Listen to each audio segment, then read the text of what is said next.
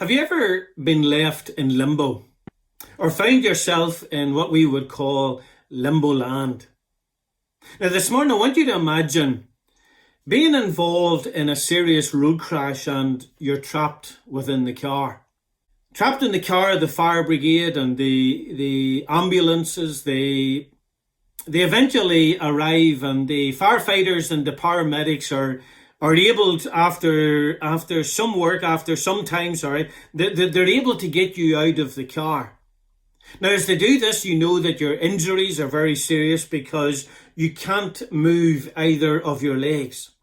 Both are broken by the looks of it, or the worst case scenario is that whenever they get you to the hospital, there's every possibility that one or either of your legs will be amputated. But yet you're thankful that here you are, and they've been able to get you out of this car crash or out of this car wreck, and you're relieved that they've gotten you out and they've taken you away to a place of safety, because as you've been lying there and they've been sorting things out and doing things to you, all of a sudden you hear the car explode as the petrol tank has gone up in flames. You were rescued before it was too late. And for that, you're so thankful as you've heard the car explode, knowing that if you'd been inside that car whenever it had exploded, well, you most likely would have perished within that wreckage. But here you are, and you're lying on the stretcher, and you're thankful that you've got out, you've been brought out before the car has exploded. But then you suddenly realize that something most unusual has happened. As you're lying on the stretcher and you're waiting to be loaded into the ambulance and taken to the hospital, you suddenly realize that all the emergency workers, they pack up all of their equipment, they all get into their vehicles, and all of a sudden they're gone. There you are, left lying on a stretcher, and not another person to be seen or to be heard. You would be left in what we would call limbo. And the reason I mention this morning is because so far this week, we have given thanks to God for two things as we've been looking at the text from Colossians chapter 1 and verses 12 to 14. We have first of all given thanks to the Father that He has qualified us to be partakers of the inheritance of the saints in light. The second thing we give thanks for is the very fact that He has delivered us from the power of darkness. Whenever we called out to the Lord Jesus Christ for salvation, we were delivered, we were rescued from the power of darkness. But imagine if that then is where God left us. If God qualified us, if God brought us out of the grasp of Satan, but He left us there, and he said, well, after that, it's all up to us just to get on as we are. We would feel that we are in limbo land, or we're in limbo. Or imagine, as we seek to develop this, that really the paramedics, they have actually put us into the ambulance and they've taken us to the very gates of the hospital. And what they've done is they've dumped us out and they have left us there. They haven't taken us into the hospital.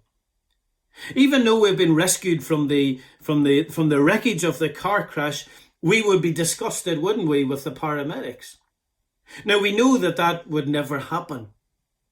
But imagine if it did. We would feel that we are left in limbo. And the reason I say all this is because the great news concerning the gospel of Jesus Christ is that Jesus Christ does not leave us in limbo. He isn't somebody that has just come and has qualified us to be partakers of the inheritance of the saints in light and rescued us from the power of darkness. But the wonderful news of the gospel of Jesus Christ is that He has saved us to the uttermost.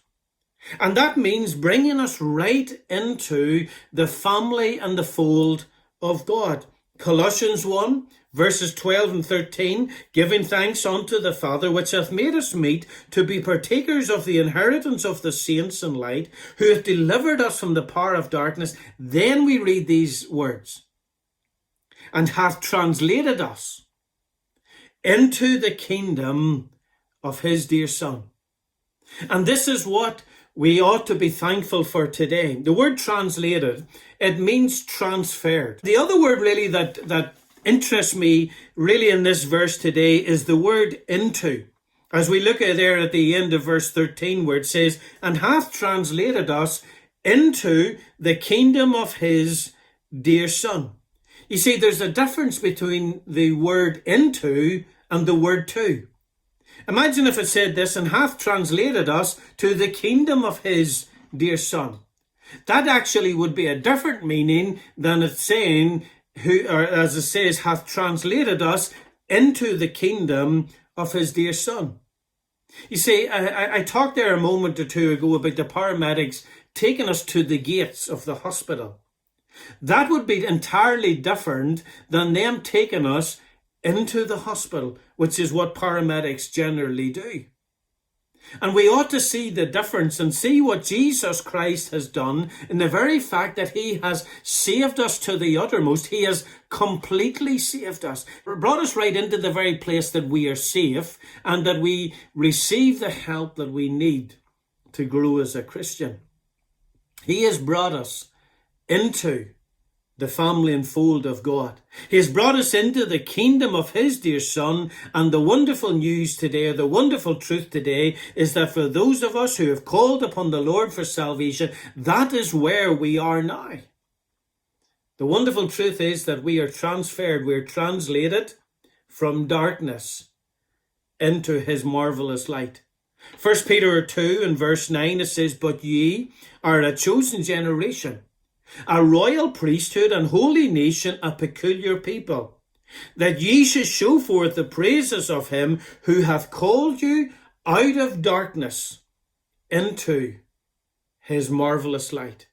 It doesn't say who hath called you out of darkness to his marvelous light. It says who hath called you out of darkness into his marvelous light.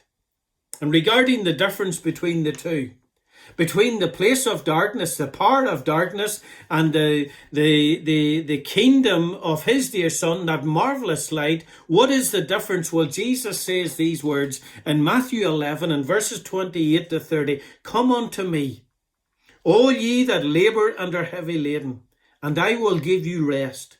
Take my yoke upon you and learn of me, for I am meek and lowly in heart. And ye shall find rest unto your souls, for my yoke is easy and my burden is light. You see, in the power of darkness, there we were in bondage.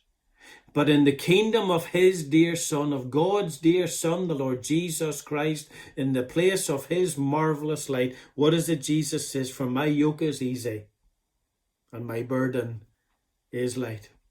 What is also so beautiful here is the word kingdom. It means royal rule. That's the wonderful thing for those of us who are saved today, as he has brought us into the kingdom of his dear Son. We're under royal rule. We're under the rule of King Jesus. And he is not a taskmaster like Satan is, destroying lives. But Jesus Christ is the one who cleanses us from all sin and who works in our lives so that he's shaping us into his beautiful likeness. For those of us who are saved, may today we give thanks. Give thanks we're qualified. Give thanks that we are delivered. But may we also give thanks that we are translated, transferred into the kingdom of his dear Son. What a place it is that we are today. We've not been brought to it, but we've been brought right into it. And there we can enjoy all his blessings. If you're not saved, see today what he will do. Maybe you're saying today, I'd love to get saved, but how could my life be changed? See what he will do. He will bring you into the kingdom of his dear Son. Call upon him today and experience his wonderful salvation. May God again bless us all today. Thank you.